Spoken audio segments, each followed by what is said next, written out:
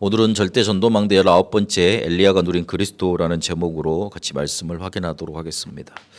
제가 목회를 한 지 벌써 25년이 넘은 것 같습니다. 제가 대학교 2학년 때부터 전도사 생활을 했거든요. 그래가지고 전도사 하다가 군대를 가서 5년 동안 군대에서 이제 부사관으로 제대를 하고 이제 바로 또 이어서 이렇게 사역을 계속 지속해서 이제 쉰 적이 없었는데요. 한 25년이 넘은 것 같습니다. 그러니까 그렇게 이제 하다 보니까 목회자로서 이렇게 제일 두려운 부분이 있더라고요. 그리고 그 말은 무슨 말이냐면 제일 염려되는 게 있습니다. 혹시 내가 이 사람을 이렇게 복음으로 잘 양육을 하고 가르친다고 했는데 이 사람 혹시 구원 못 받은 거 아니야? 이런 생각 가끔 들 때가 있습니다.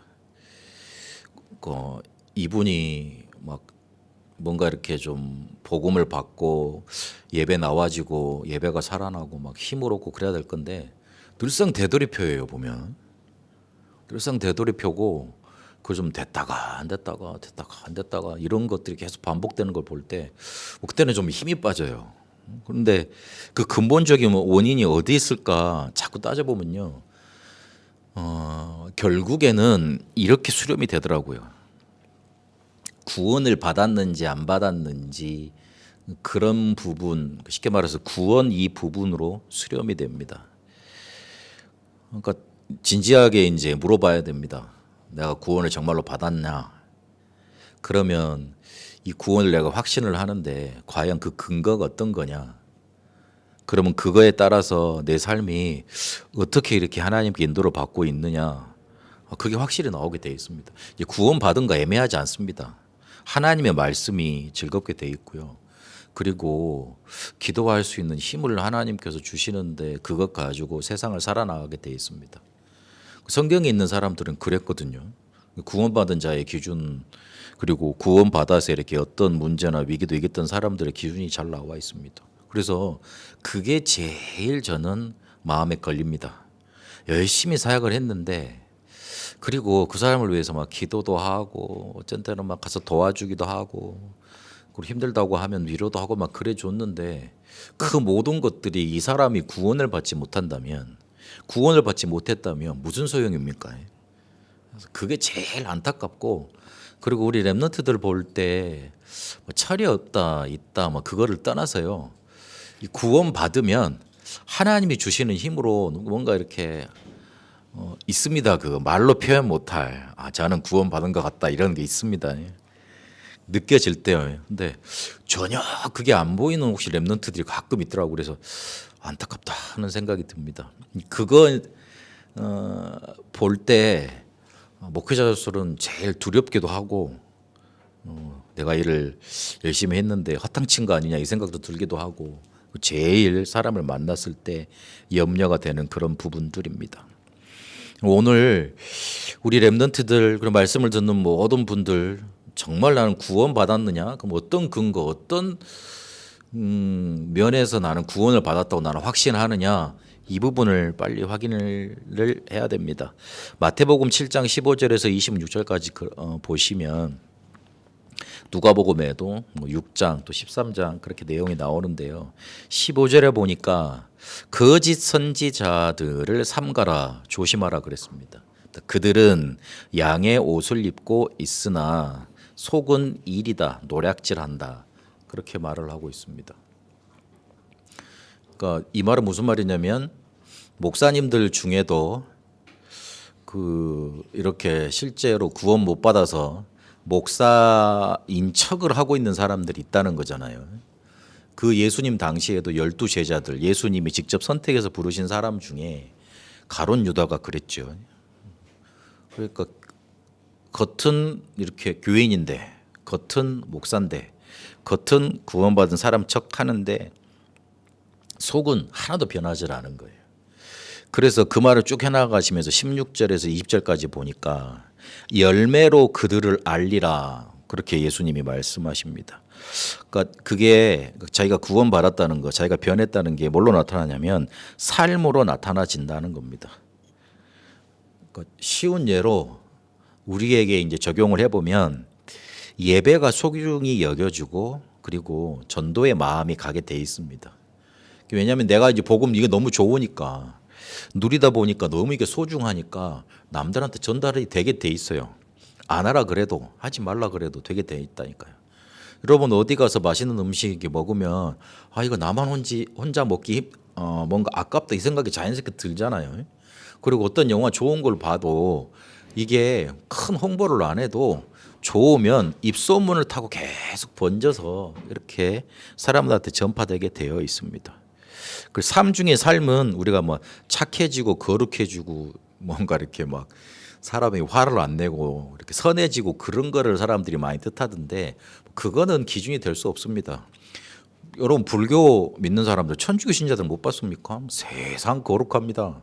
세상 깨끗하고 그 이렇게 수도하는 사람들 명상에 집중하는 사람들 술도 안 먹고 뭐 그런 거 안 먹습니다. 오직 집중으로 뭔가 이렇게 명상 요가로 이런 것들로 자기 자신을 지켜낸다고. 우리보다 되게 삶이 거룩하고 깨끗합니다. 뭐 그거를 구원의 기준이라고 좀 말하지 않는 겁니다. 그거 말하는 사람들 혹시 목사님들이 있던데 그 열매로 그들을 알라 그러니까 뭐 삶이 변해야 된다고 이렇게 강조를 하던데 제가 그 말을 드리고 싶은 게 아니에요. 우리가 정말로 복음을 받았으면 우리 속에 정말로 성령께서 계시면 가장 소중하게 여겨지는 게 가장 뭔가 내 삶의 우선순위로 이렇게 드려지는 게 예배일 수밖에 없습니다. 예배를 통해서 하나님의 말씀을 듣고 또 복음을 확인하고 내가 구원받은 것을 확인하는데요. 그렇게 될 수밖에 없습니다. 그래서 21절에 보니까 예수님이 뭐라고까지 말씀을 하셨냐면 주여 주여 하는 자마다 다 천국 가는 것 아니다. 그러시면서 기준, 천국 가는 기준을 딱 마련했어요. 내 아버지의 뜻대로 행하는 자가 천국을 갈 수 있다. 그러면서 22절, 23절에 보니까 그 예수님 우편입니까? 왼쪽입니까? 거기에 있는 자들이 주님 저희들은 주님의 이름으로 주님이 주신 이름의 그 권세로 귀신도 쫓아냈고 선지자 노릇도 했습니다. 그렇게 말을 합니다. 그런데 왜 우리가 천국에서 탈락입니까? 근데 예수님은 내가 너희들을 모르겠다 그럽니다. 무슨 말이냐면 내가 행한 권능이 기준 아니라는 거예요. 내가 예수님 이름으로 이것도 했고 내가 뭔가 이렇게 열심히 훈련도 많이 받았고 특별히 지금까지 몇십 년 뭔가를 해왔는데 하나님 나는 왜 탈락입니까? 나는 왜 응답이 안 됩니까? 그게 기준이 아니라는 거예요. 24절부터 27절까지 읽어보니까 아버지의 뜻대로 행한 사람의 특징이 나옵니다. 그러니까 아버지의 뜻은 여기 안 나오고요. 아버지의 뜻대로 행한 사람들의 특징이 나옵니다. 아버지의 뜻대로 행한 사람은 반석 위에 집을 지은 사람이다. 반석 위에 집을 지었으니까 어떻게 됩니까? 어떤 풍파 어떤 문제가 와도 흔들리지 않게 되지요. 그런데 아버지의 뜻대로 행하지 않은 사람은 모래 위에 집을 지은 사람이다. 흩어져 버리는 겁니다. 사라져 버리게 되는 겁니다. 몇십 년 이렇게 이 전도운동 속에 있다 보니까 예전에 대단하다고 했던 사람들 사라져 버렸어요. 그 많이 자기들이 대단했다고 권능을 강조했던 사람들 보니까 없어져 있어요. 모래 위에 지은 집이었구나 그 사람들. 그런데 별것 아니었던 사람들 그리고 뭔가 이렇게 약해 보였던 사람들 복음 붙잡고 있었는데 세계 복음화를 하고 있어요. 그 사람들을 통해서 다민족들이 살아나고 있더라고요. 렘넌트들이 살아나더라고요. 그게 바로 아버지의 뜻대로 행한 자들의 특징입니다.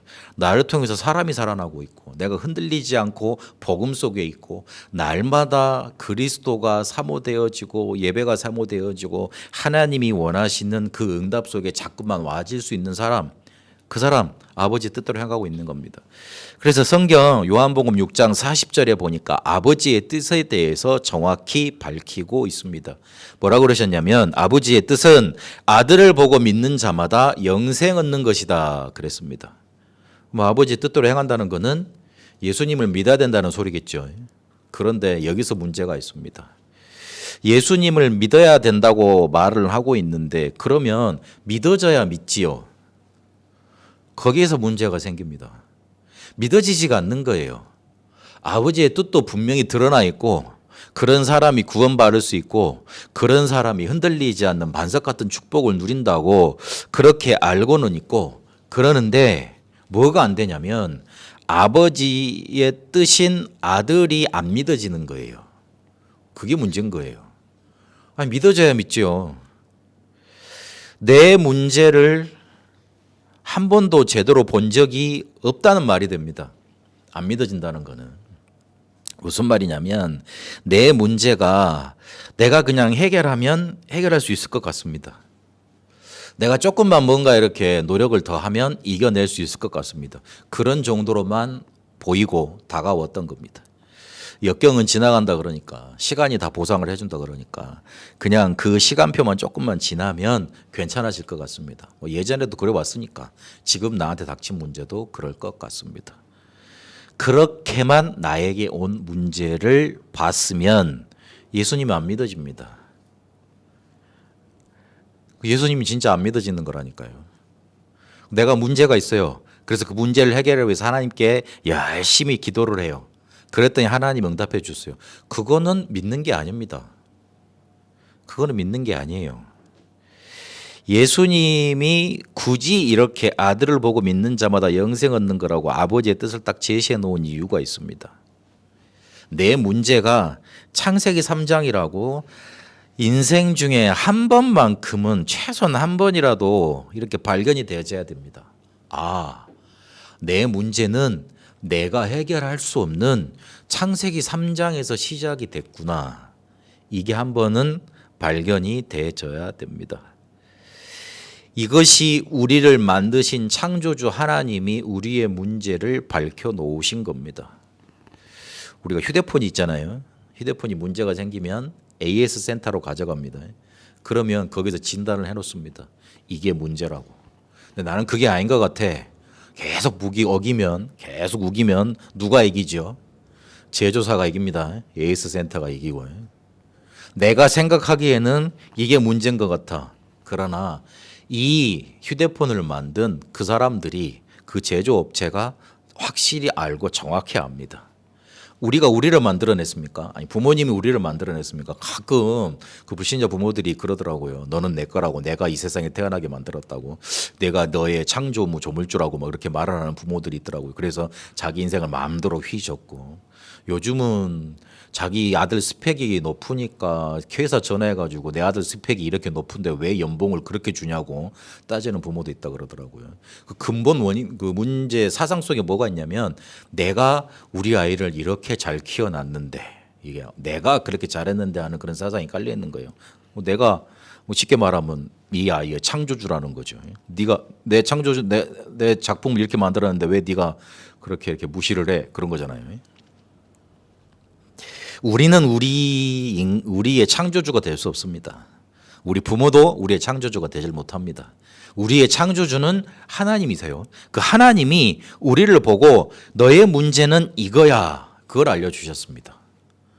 그래서 이 문제로 내 문제가 이 문제라는 거, 창세기 3장 문제라는 거 발견된 적이 한 번은 있어야 됩니다.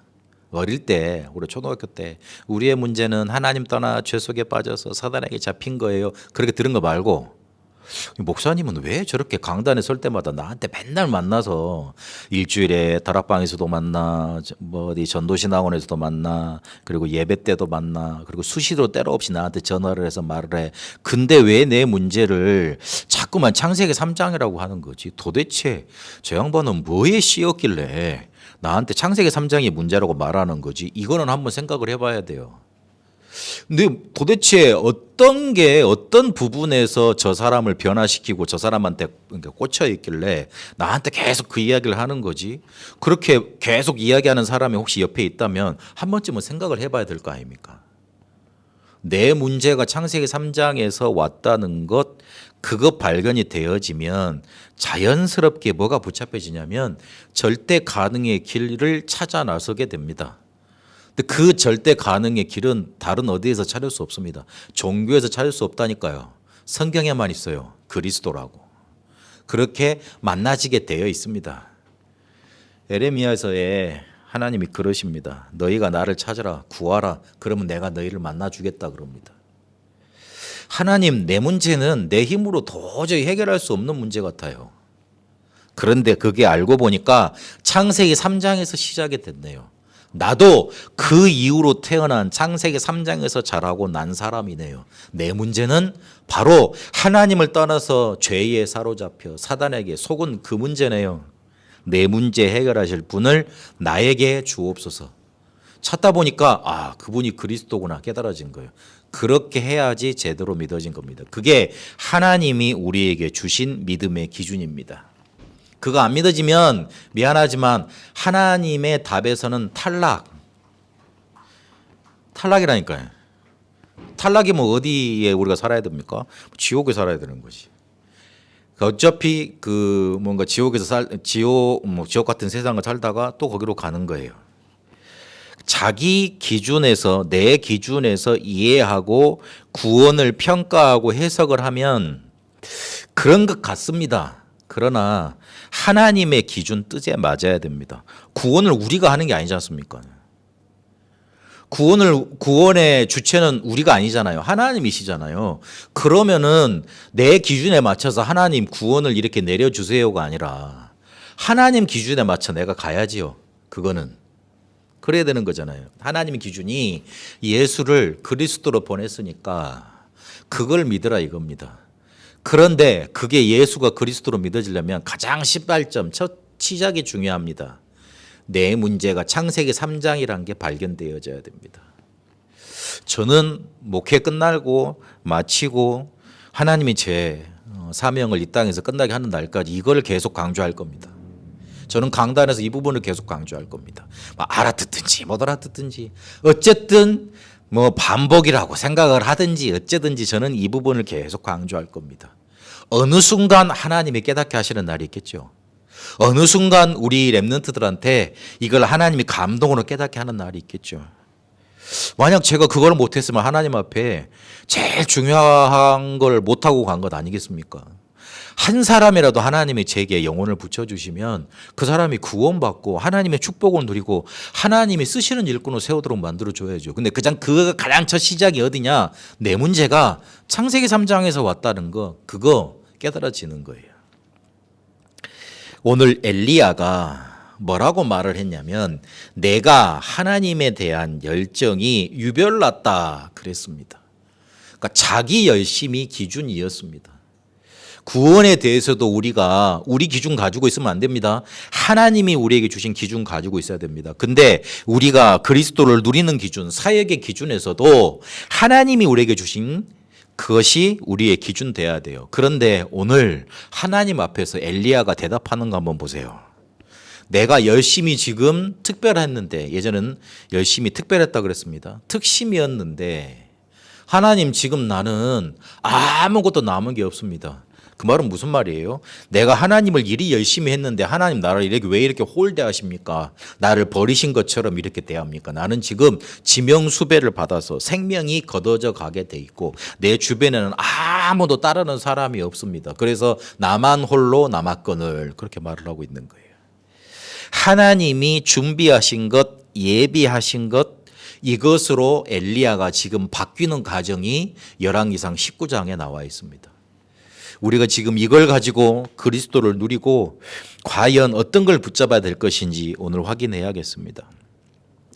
엘리야가 미안하지만 놓쳤던 것 있습니다. 보지 못했던 거예요.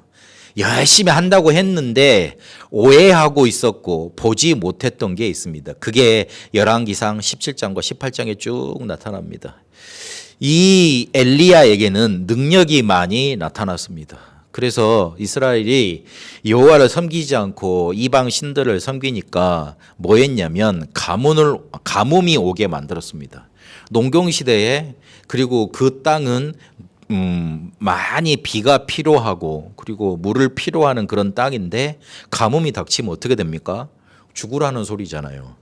그렇게 고통을 줘서라도 하나님께 돌아오고 그렇게 하나님을 찾도록 만들게 싶었는가 봅니다. 그래서 가뭄이 오도록 기도하니까 가뭄이 온다고 예언을 하니까 그대로 성취가 됩니다. 그러면서 하나님이 너는 사르밧 과부의 집으로 피신하라 그랬습니다. 근데 거기에 가보니까 가뭄이 있는데 선지자를 대접할 게 있습니까? 없지요.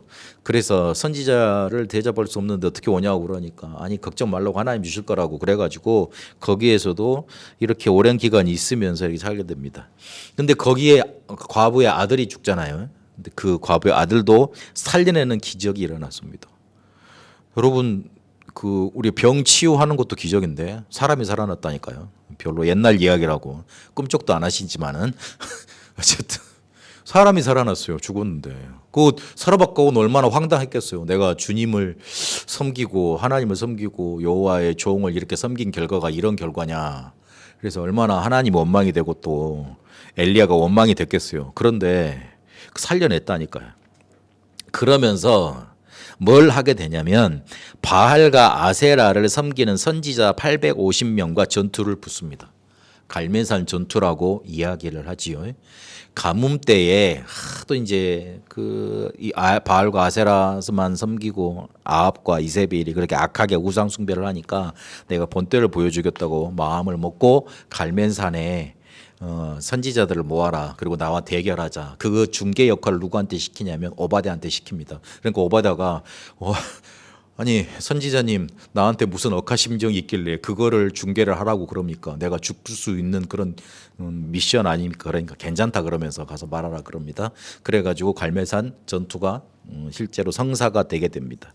바알과 아세라를 섬기는 선지자가 그 전투 내용이 그거였어요. 제단을 쌓아놓고 거기에 하늘에서 불을 떨어뜨리는 신이 진짜 신이라는 거. 그거를 확인을 하자. 그럼 니들이 먼저 해라. 난 뒤에 할게. 니들이 먼저 하면 내가 인정을 할게. 깨끗이 내가 뭐 죽든지 어떤지 내가 인정을 할게. 그런 거예요. 그래가지고 바알과 아세라 선지자들이 하루 종일 이렇게 돌아다니면서 우가차차 이렇게 무슨 뭐 주문을 외우면서 돌아다녔겠죠. 그래가지고 안 되니까 자해를 해요. 피를 흘리고 이렇게 막 엑스타시 상태에 가가지고 막 초집중을 하고 그것도 850명이 했으니까 얼마나 장관이었겠어요. 그러니까 뭐 하늘에서 이렇게 비 한 봉을 떨어질 기미가 안 보거든요. 그래서 엘리야가 됐다 고마해라 수고했다 많이 했다 아이가 그러면서 이렇게 다 나오라 그러고 그 사원들한테 일 시키는 사람들한테 그래요. 그 제단 주변으로 구덩이를 파고 물을 부어라. 그리고 제단에도 물을 부어라. 물이 어디 있었는지는 모르겠지만 가뭄인데 어쨌든 물이 길어와서 물을 부어라 그래요. 그런데 엘리야가 조금 기도했는데 하나님 불을 내려주옵소서 기도했는데 하늘에서 불덩이가 확 내려와 가지고 그 물구덩이 물에 추측한 제단 있잖아요. 다 태우고 그럽니다. 그래서 하나님이 살아계시지 하나님이 참신이지 그래서 이스라엘 앞에 이렇게 제대로 이렇게 하나님을 섬기는 자들 칼 들고 나와서 저 바알과 아세라 신을 다 죽여라 그러고 다 죽여버립니다. 그러면 될 줄 알았는데 그 뒤로 변하질 않아요. 그런 다음에 가뭄을 그치게 합니다. 가뭄을 그치겠다는 말은 무슨 말이죠? 비를 오게 했다니까요. 기도를 해가지고요.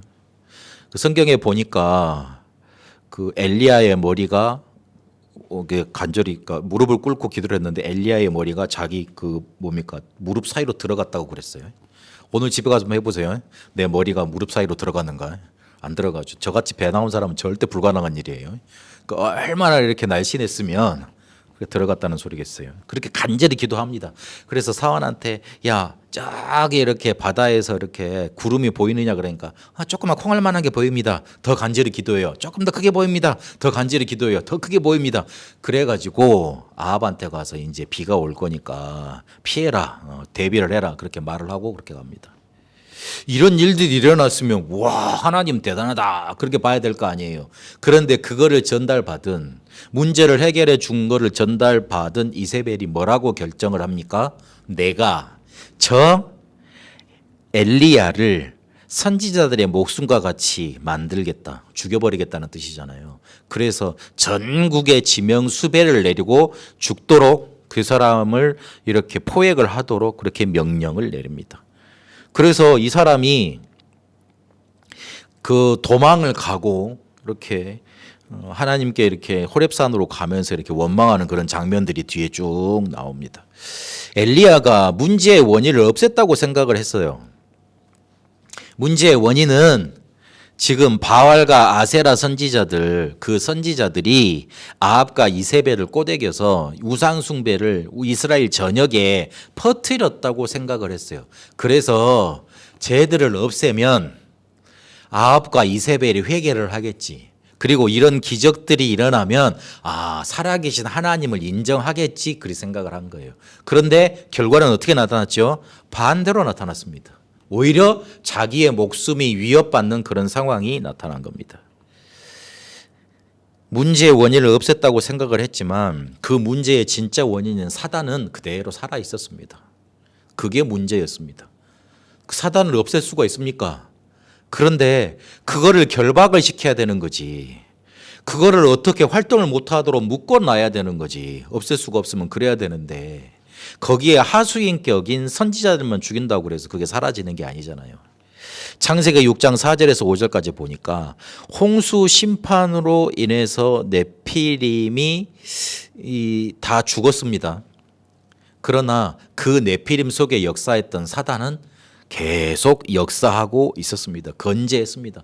홍수로 인해서 사단이 죽은 거 아니에요. 그러니까 11장 1절에서 8절까지 보니까 노아의 후손들을 부추겨 가지고 누구를 대적하게 만들죠? 하나님을 대적하도록 만듭니다.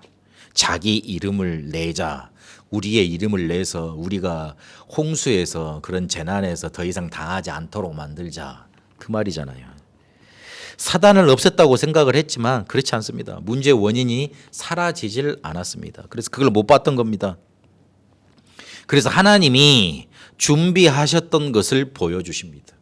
그래서 엘리야가 이거를 보게 되고 실제로 바뀌게 됩니다. 뭐부터 보여주셨냐면 현실부터 정확하게 보여주셨습니다. 아합과 이세벨이 회개를 한 게 아니고 오히려 지명수배를 내렸어요. 그래서 이 사람이 도망을 갑니다. 3절에 보니까 자기 뒤에 이렇게 사환, 자기를 수종드는 제자를 데리고 따라왔거든요. 근데 이 얘도 못 믿겠는 거예요. 그래서 하나님의 산 호렙으로 이렇게 도망을 가다가 중간에 이 제자를 남겨둡니다. 혹시나 이 제자가 나를 발굴을 할까 봐. 믿지를 못했다는 거잖아요. 믿을 만한 제자도 옆에 없었습니다. 그러면서 4절에 보니까 가다가 너무 힘들어가지고 로뎀나무 아래에 쓰러져서 뭐라 그랬냐면 죽기를 소원합니다. 내 목숨이 내 열조보다 더 못합니다. 내가 그렇게 열심히 했는데 죽기를 소원하는 지경에까지 이르게 됩니다. 그 로뎀나무가 우리 같이 이렇게 가로수같이 큰 나무가 아니에요. 사막에서 나무가 어떻게 저렇게 크겠어요? 못 크죠. 그냥 좁쌀나무 같은 거 있잖아요. 조그만 그 담장에 보면 담장 이렇게 조그만 그런 나무예요.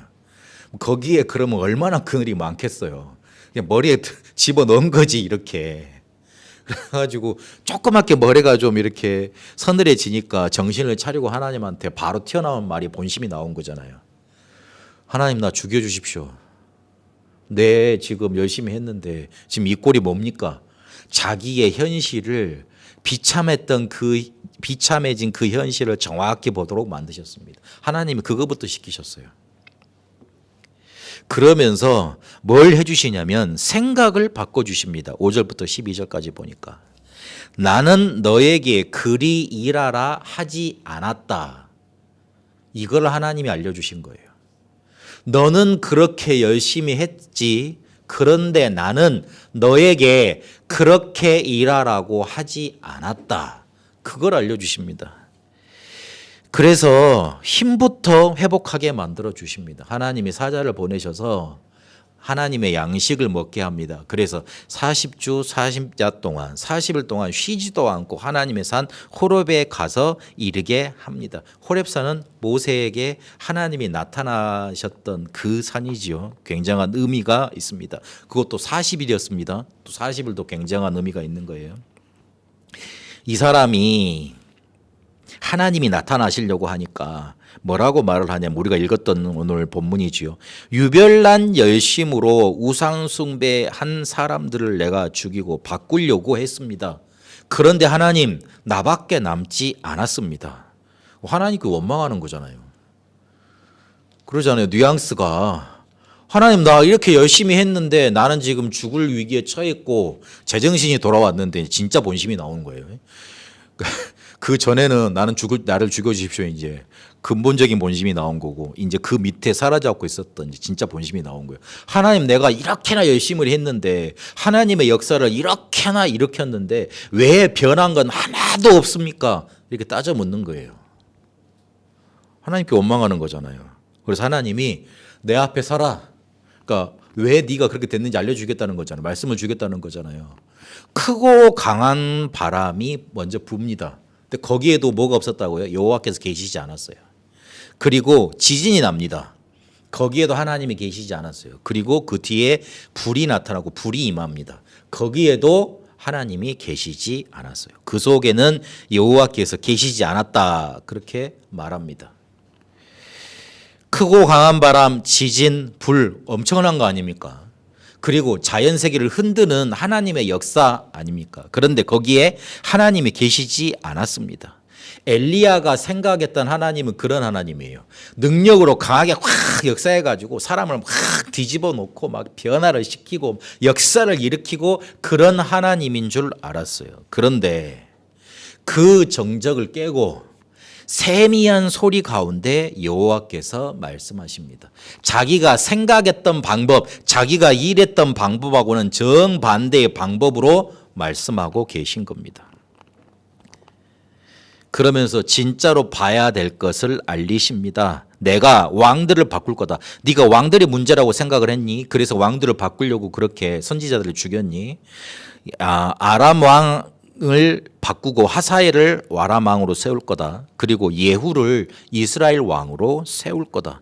네가 왕이라기 문제라고 그랬으니까 그럼 내가 왕을 바꿔줄게. 그리고 너 혼자밖에 남지 않았다 그랬지. 아니야. 너 뒤에 내가 선지자로 엘리사를 준비해 놨어. 그리고 진짜 혼자밖에 안 남았다고? 아니야. 너처럼 바알에 무릎 꿇지 않고 입 맞추지 아니한 자 7,000인이나 남겨놨다. 어마어마한 숫자 아닙니까? 그거를 보게 하십니다. 엘리야가 그때부터 달라집니다. 바뀝니다. 아, 내가 생각했던 대로, 내가 열심히 했던 대로 그게 내가 잘했던 게 아니구나. 그러면서 그가 남기게 된 게 있습니다. 다음 세대 선지자를 가서 먼저 세웁니다. 이 사람은 하나님이 준비하신 사람이었습니다. 하나님이 엘리사를 세우겠다고 16절에 말씀하시잖아요. 그래서 제일 먼저 엘리사를 먼저 찾아갑니다. 그리고 엘리사 자신도 준비하고 있었어요. 하나님도 준비하셨지만 엘리사 자신도 준비하고 있었어요. 12결이 소 말은 한 결이에 2마리니까 24마리를 가지고 실제로 이렇게 밭을 갈았다는 뜻이거든요. 굉장히 큰 일을 했던 실력자였잖아요. 그런데 부르심을 받자마자 엘리야가 와서 별로 한 게 없어요. 겉옷을 가서 확 던졌어요. 그러니까 엘리야인 줄 알고 바로 자기가 따라 나서겠다고 말을 하면서 부모와 작별 인사할 시간을 좀 주십시오. 그러면서 바로 그거를 농기구를 정리를 하고 돌아옵니다. 농기구를 정리했다는 것은 다시 와서 농사를 지을 수 있는 건덕지를 다 없애버렸다는 거잖아요. 계산, 주변의 평판도 의식하지 않았습니다. 분명히 엘리야가 지금 지명수배를 받고 있다. 그거를 인식하고 있었을 거 아닙니까? 그런데 그것도 인식하지 않았어요. 계산기를 때리지 않았다니까요. 오직 하나님이 나를 부르실 때 내 생을 정말 하나님께 드려서 나는 이 생을 하나님께 드리겠다고 마음속에 항상 준비를 하고 있었던 거예요. 그러니까 기회가 오자 시간표가 오자 자기의 모든 것을 버려놓고 하나님의 선지자를 그리고 하나님이 부르신 여정을 바로 갔던 겁니다. 그런 제자가 준비되어 있습니다. 진짜 문제는 엘리야였어요. 진짜 문제는 엘리야였습니다. 자신에게 문제가 있었던 거 그거 발견하지 못했던 거예요. 내가 이렇게 열심을 다해서 일을 했는데 어찌 보면 자기 만족이었을 거 아니에요. 아, 그래 이렇게 역사가 일어나니 이제는 하나님이 나에게 응답하시겠지. 이제 변화가 되겠지. 자기 만족이었지만 하나님이 원하시는 방향은 아니었습니다. 하나님이 준비해 두신 것을 못 보고 내가 원하신 것만 열심히 하면 그거는 바로 하는 게 아니지 않습니까? 그 뒤에 이스라엘 전역에 망대를 세워서 빛을 발했습니다. 진짜 이 나라를 건질 수 있고 변화시킬 수 있는 방법을 깨달았던 거예요. 그래서 곳곳마다 뭘 세웠냐면 길갈, 여리고 그리고 베델 이런 곳에 선지 학교를 세웠습니다. 그래서 엘리야가 이제 하나님께 부름을 받을 시간표가 왔는데 그게 다 소문이 날 거 아니에요. 근데 길갈에서 떠나고 베델로 가고 여리고로 가는데 거기에 무슨 단어들이 나오냐면 거기에 있는 여호와의 제자들 이런 단어들이 나옵니다. 거기에 제자들이 이미 포진을 하고 있었습니다.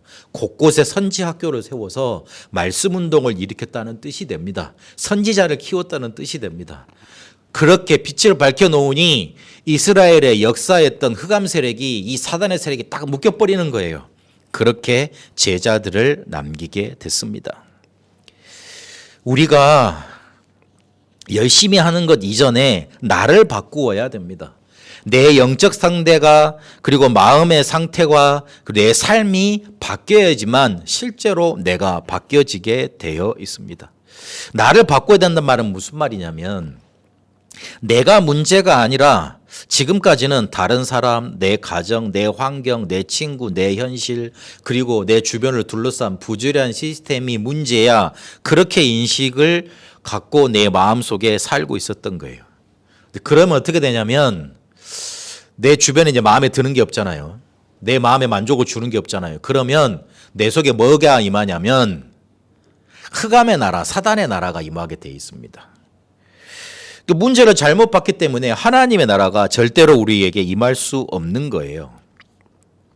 내게 아직도 역사하고 있는 창세기 3장 문제는 흑암의 나라 요걸로 이길 수가 없습니다. 흑암의 나라 오히려 결합이 돼가지고 더 큰 문제로 다가옵니다. 그러니까 내게 아직도 역사하는 이 창세기 3장 문제를 먼저 봐야지. 아, 이게 내가 어찌할 수 없는 부분이고 그리고 이게 흑암 때문이구나. 이게 보여져야지 하나님의 나라가 임하게 돼 있습니다. 요셉이 노예로 끌려가면서 형들 원망만 했으면 어떡해요. 아, 저 사람들이 문제네. 결국 내가 이런 꼴을 당하게 되네. 나는 죽겠네. 이 생각을 하면 어떻게 됩니까? 그 생각 속에 요셉 속에 흑암의 나라, 사단의 나라부터 임하는 겁니다. 그러면 진짜 죽지요. 그런데 요셉은 아니었어요. 바꾸려고 노력하지 않았어요. 여기에 하나님의 계획이 있다. 더 나아가서 이거는 내게 주신 창세기 37장의 세계복음의 꿈을 이루러 가는 자리다. 내가 지금 세계 선교를 하는 거다. 일이 붙잡았거든요. 그러니 그곳 하나님의 나라가 임하는 겁니다. 39장의 결과는 어떻게 됩니까? 여호와께서 요셉과 항상 함께 하셨다. 그렇게 결과가 나타나게 되는 겁니다. 그래서 이거를 바꾸려면 근원적인 힘을 먼저 얻어야 됩니다. 그래서 항상 매일 할 것 그거부터 하세요. 아침과 낮과 밤에 우주를 정복하고 세계를 정복하고 미래를 정복하는 언약을 붙잡고 기도를 하세요. 우주를 정복한다 그러니까 우리가 지금 생각하는 저기 하늘 그 별 있고 그런 우주가 아니고요. 이 우주란 단어는 어떻게 해석을 하셔야 되냐면 성경의 우주는 영적인 세계, 하늘, 땅 이거 말하는 거거든요. 하늘은 어떤 세계입니까? 눈에 보이지 않는 영적인 세계. 땅은 눈에 보이는 육신 세계 그걸 말합니다. 눈에 보이지 않는 것과 눈에 보이는 세계를 정복하는 거예요. 아침에 그걸 회복하는 거예요. 그리고 우리가 만약에 이 근원적인 힘이 없으면 노예로 살아가게 되어 있습니다. 여러분 열심히 공부를 해서 취직도 잘해야 되고 그러지만 잘 생각해 보세요. 예전에 우리가 그 노비제가 있었잖아요. 그래서 유별나게 열심히 잘했던 사람 이렇게 돈도 많이 벌고 그랬습니다만은 그 노비 신분을 벗어날 수 없었습니다. 지금도 마찬가지입니다. 민주주의 사회가 됐다 그러고 자유시대가 됐다 그러지만 자유를 가진 노예일 뿐이에요. 잘못하면. 그리 살아가요. 근원적인 힘이 없으면. 그리고 근원적인 치유를 받고 먼저 해줘야 됩니다. 근원적인 치유를 하려면 문제를 바로 봐야 됩니다. 창세기 3장이 아직도 역사하고 있잖아요. 그것에 나는 아직 영향이 없나 그걸 봐야 됩니다. 이러면 해결책이 오직으로 그리스도로 바로 보이게 되어 있습니다. 오직이 제대로 붙잡혀져야지. 문제가 바로 보여서 오직 대신 그리스도가 붙잡혀져야지 치유가 시작이 됩니다.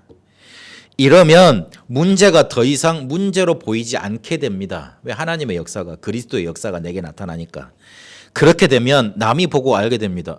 예전에 쟤 안 그랬는데 유일성이 나타나게 됩니다.